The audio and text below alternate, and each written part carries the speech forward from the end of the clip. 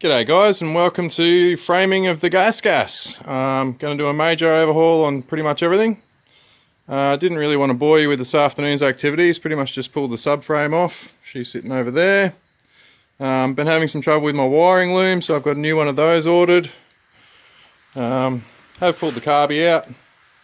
But I'm going to do a couple of videos over the next few weeks. Going to strip this thing right back down to the frame, probably go over the swing arm and linkage bearings. We'll give the starter motor a bit of a clean up, put a new top end in there, install a new wiring loom, and pretty much try and fix anything else I come across along the way. So yeah, we've got a few little issues to go over already. We've found the subframe, one of the threaded lugs in the back here is broken its welds. We'll get that welded up, take that in. I'm going to give everything a bloody good clean, and hopefully she'll come back together nearly as good as a new bike. See how we go. Hi again, another day. Here's where the bike's at the moment. Try and get a bit more done this afternoon. Going to concentrate on just getting the last bit of the wiring out of there, off the starter motor. One thing I did want to show everybody, the earth lead on the starter motor here. As you can see, I've actually got it bolted directly to the starter motor. I believe the 18-19 bikes are a bit different. This was the standard fitment on the 15s. I do think that is the best place to have that negative lead bolted straight into there. If your bike isn't set up like that, I would suggest fixing that up. So today's aim is to just pull off those few wires, bash plate off, dump the oil, dump the coolant, and then we'll see what else we get done today.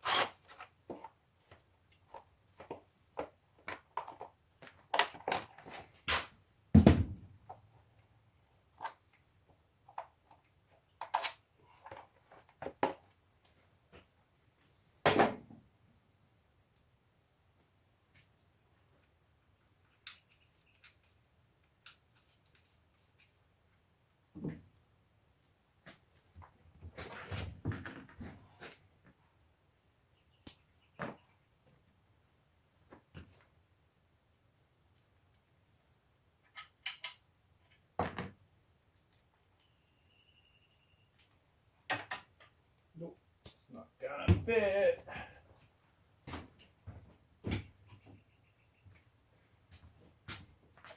The old trusty T-handle.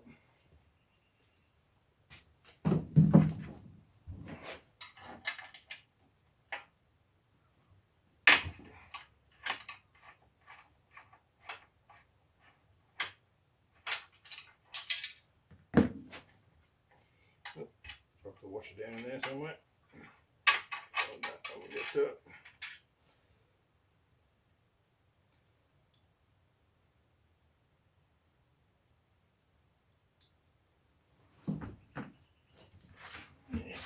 underneath here. So we get that back on there out first. Hello.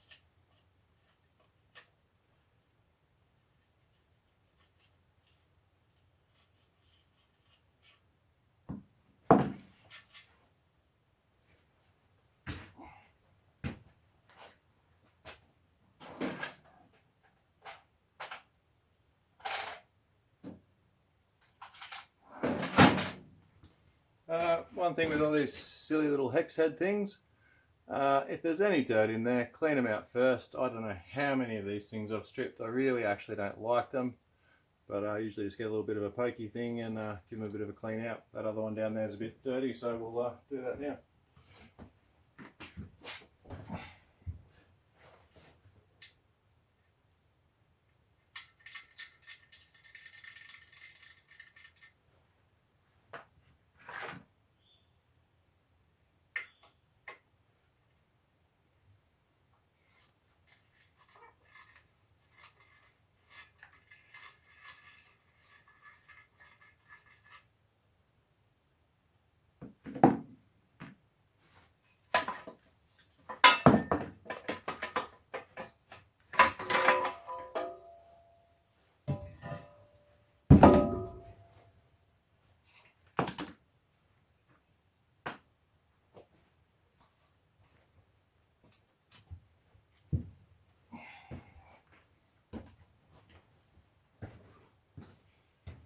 There we go.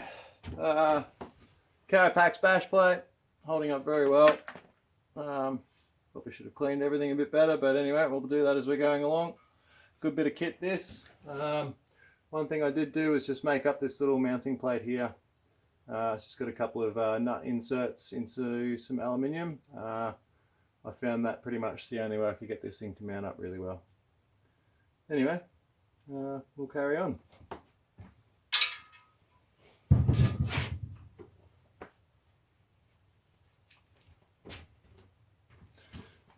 And there's that washer.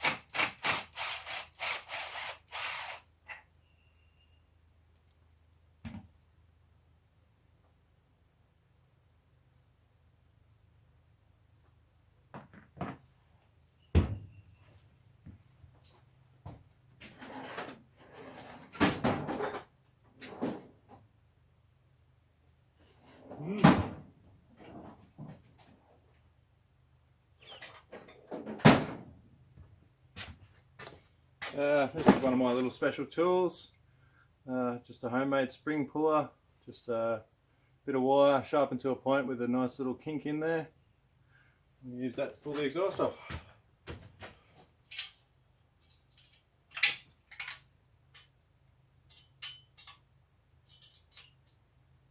Oh, come on. In there.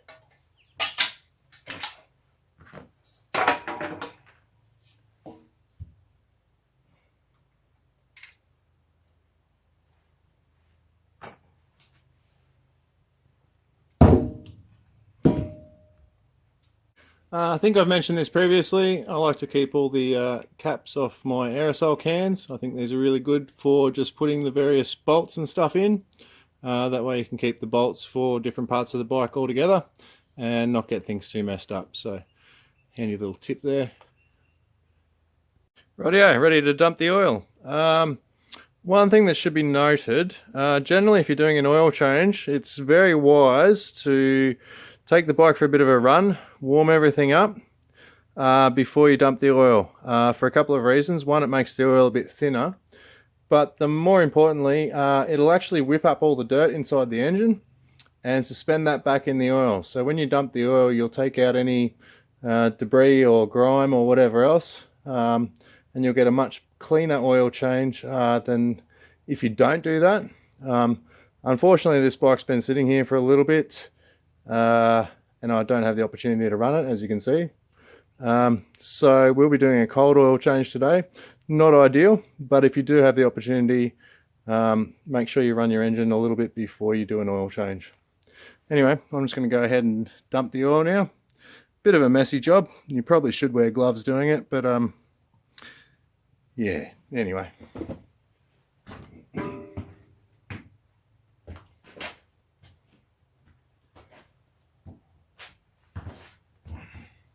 Bit more calisthenics. Getting in underneath everything. Oh, and I've got the wrong size.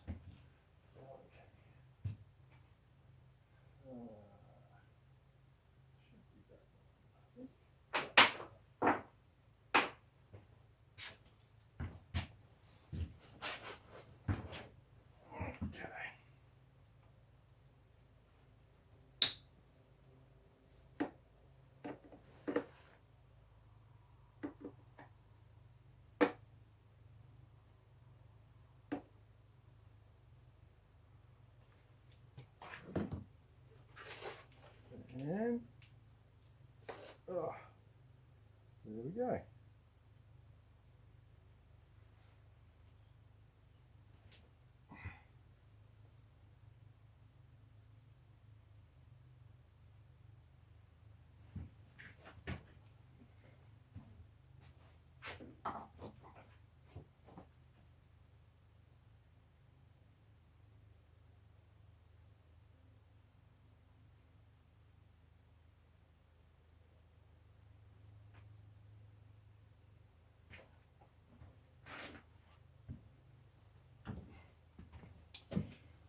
We'll just let that drain for a minute, and I might have a quick beer.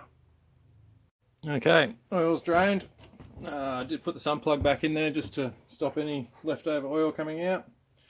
Doing your coolant, pop your radiator cap first, and this little bolt down here is actually the drain for it all.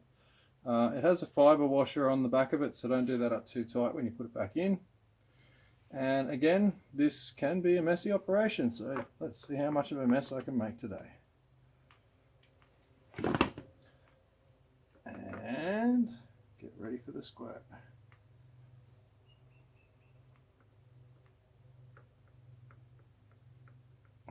Do that. And here we go. Woohoo!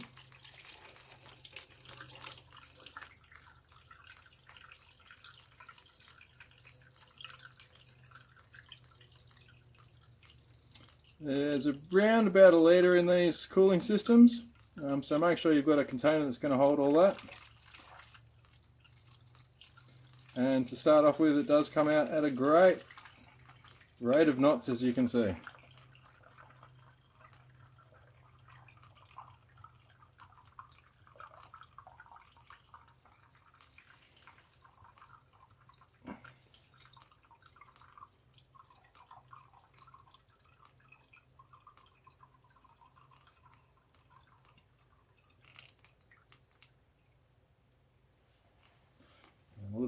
bike always helps to get the last bit out. Don't pull the bike over on top of yourself. Done that a few times too, I must say. I do find it relatively important to let this drain fairly well, particularly if you're doing any work on the top end here. You do want as much of that out of there as you can. You don't really want it going in the bottom end. So again, we might just let that drain for a little bit. Can drip away and make a bit of a mess. One thing that's probably worth noting with coolants, apparently, never actually tried it, apparently this stuff actually tastes fairly sweet. And if you have any dogs or kids around, don't leave it lying around. It is extremely poisonous, but because of its slightly sweet taste, apparently it's fairly drinkable. Again, haven't tried it, don't know if that's exactly true, but I have been warned about it numerous times. I do have a dog, so put it in a bottle, put the lid on it, and keep it out of harm's way. While we're here, I'm just going to pull off that rear brake pedal. It's going to get in the way. Going to come off anyway, so.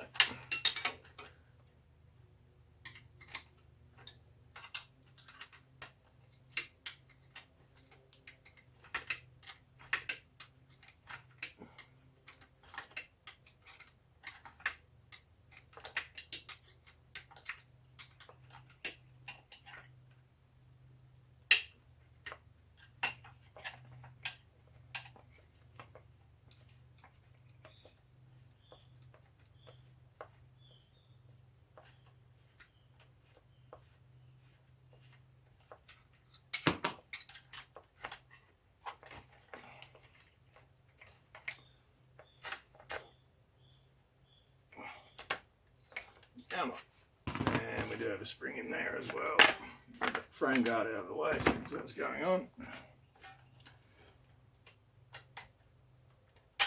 And spring off, brake pedal off. I've seen it posted up a few times. Not sure if you'll quite be able to see it. The spring on these has an obvious little bracket. Some of the earlier bikes just had a bit of a hole in the frame down in here that the spring actually hooked into. So that was sort of like 04 to 09 years. Yeah, it was just a hole in the frame. Obviously the frame is quite a bit different than this one, but if you're not sure where that return spring should go, on the earlier bikes, look for a little hole in the frame in there.